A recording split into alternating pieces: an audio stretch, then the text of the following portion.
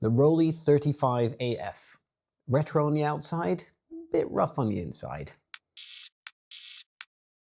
When this brand new Rollei was announced, it instantly had my attention. It's got the name, the looks, and some genuinely bold and interesting ideas. But after about half a dozen rolls with the camera everyone wants to love, can we love it? Can I? Like all good relationships, it's complicated. The Rollei 35AF is a brand new 35mm f2.8 camera designed and built by Mint Camera from the ground up. Although it is of course styled after the original Rollei 35, which kind of makes this one like a 1960s camera with a bunch of today's tech under the hood, like its LiDAR-powered autofocus. It also has this quite useful little LED display at the top, which shows you things like shot count, ISO settings, but more interestingly, whether your exposure is accurate. And it's got a built-in flash, which I'm always a big fan of in small cameras, especially because in auto mode, it can be shot like a point and shoot. However, in my experience, this camera works best as an aperture priority or manual camera. You can select shutter speeds from 1 second to 1/500th of a second. It's got manually selectable ISO settings and exposure compensation from -2 to +2 stops. On paper then, it is a very modern camera with a vintage DNA. In practice, well, let's talk about it. Okay, let's start with the positive, as there really are quite a few highlights. First, like the design. I think it's a charming reinterpretation of the original Rollei 35. It has the same iconic lines and relatively compact dimensions, although it's not that compact compared to the original, and the materials aren't quite on the same level either, but it definitely looks the part. And then there's the LiDAR autofocus, which is a pretty wild thing to have on a classic, very manual film camera like this. You do have to make sure that your subject is centered, and then you have pressed the shutter and recompose, because the actual focus point is quite small and sensitive.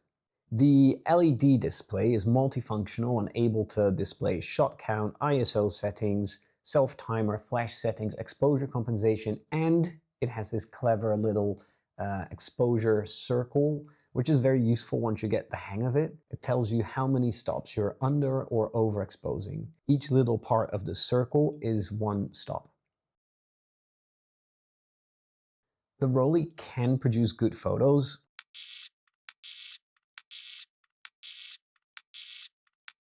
However, I shot this alongside the Pentax 17, and I personally found it easier to get good shots from the Pentax. Go check out my full review of the Pentax 17 right after this video, of course. And my final like on the list, I just love that someone made this. I love that it exists, even if it still feels a bit more like a prototype than a finished product in some areas. Now, before I bulldoze my goodwill with a 5-minute rant about dislikes, don't forget to like this video and subscribe to the channel. There is so much more to come, because I shoot with way too many cameras, and I have opinions about every last one of them. Now for the minor and major quirks, bugs, and moments that make me question my life choices when using this camera. The shutter button locks down until you wind up. This is an interesting idea, but it also feels a bit too clever for its own good. It just doesn't feel very intuitive. And not to mention that its strong resistance might actually introduce some unwanted camera shake. You really have to press down hard. The film advance lever stays very true to the original from the 1960s camera. But in this case, I wish they hadn't done that, because that lever needed an upgrade 60 years ago. It just doesn't really feel or sound great. And if you don't advance it entirely after your shot, so all the way forward, you'll end up with an accidental double exposure, which seemed to happen more with the Rollei than any other camera. The same applies to the rewind crank at the bottom here, also inspired by that 1960s camera, when it should have been reconsidered, really. It just feels harsh, like it was designed for tiny hands with no nerve endings. And with every turn, you feel like you'll either snap the film or the crank. The viewfinder is quite small and not very glasses friendly. I have to physically move my eyes to see the edges. And as much as I like the exposure meter in the LED display, I do kind of wish the exposure would also be visible in the viewfinder, so you don't have to glance up and down before each shot. As I said, the LiDAR autofocus system is pretty solid and mostly accurate, but they really should have considered an infinity focus mode.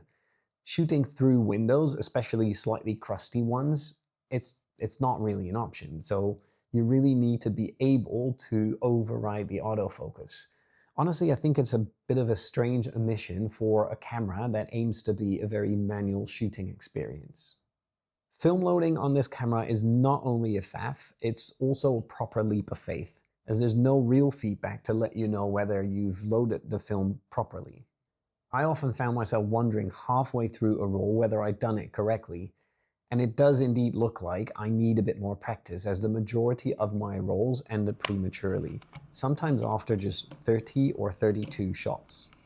So I don't say this often, but for this one, please do read the manual and watch instruction videos on YouTube on how to load this thing.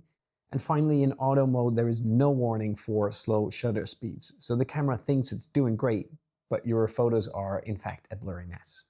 Now, I do believe my camera has an actual issue, as about 80% of my shots in auto mode were 100% blurry.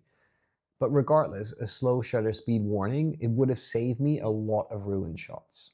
I did reach out to Min Camera and they were surprisingly quick to respond, but they initially said it must be your shaky hands, and yes, I agree, this is 100% camera shake caused by my hands, but I've shot with a ton of cameras in auto mode and not one has ever had this issue. And for example, I shot the Rollei side by side with the Pentax 17, same film, same light, completely different outcome. Okay, that's it for likes and dislikes, and yes, the list of negatives is lengthy, but with this being a first release camera, I'd consider them more to be points of improvement.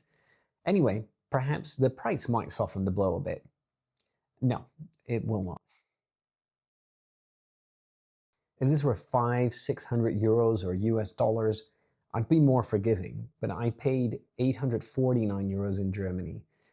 For that kind of money, you'd expect at least a more reliable shooting experience. Well then, time to rate the Rollei on the G.A.S meter. That is my scientifically shaky, emotionally honest rating system to help you decide if this camera should join your growing shrine of film gear. Well, this might surprise you, but for total camera nerds who perhaps want to support a small camera business, or you just want to try out a brand new film camera and your wallet has no self-control, I'd still rate it a 7 out of 10. Curiosity and sentiment weigh heavily in my unscientific G.A.S meter, and I won't discount it too much for what I think is an issue specific to my camera, which Mint has offered to investigate and hopefully fix. For literally everyone else, I rated only a 3 out of 10. It just has too many rough edges at this stage. If you're just starting out and you're considering this as your first film camera, I think this early version, it might put you off of getting deeper into film photography. And I think that's okay, because this camera feels 100% geared towards camera geeks, not towards the masses. So should you buy it? Well, for now, it really depends on which bucket you consider yourself to be in. I personally don't regret buying it. I was curious. I wanted to support this project, even though that's not really our job as camera hoarders, and I do like it. I just can't quite love it. Perhaps if the auto mode is fixed and I manage to load it so it consistently shoots 36 shots, I can see myself loving it a bit more in the future. Perhaps. Now then, are there any decent alternatives out there? Oh yes, there are. But for a 100% new film camera, there's only one real alternative out there today, and that is the Pentax 17, which is half frame and retails for around 550 euros or US dollars.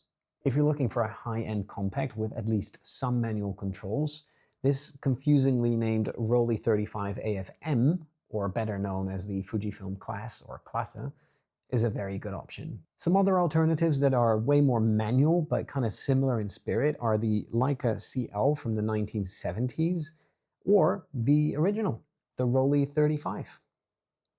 If you're mostly craving autofocus in a film camera that also gives you plenty of manual controls, then you might want to check out some of the early 2000s SLRs like this nice Canon EOS 30V.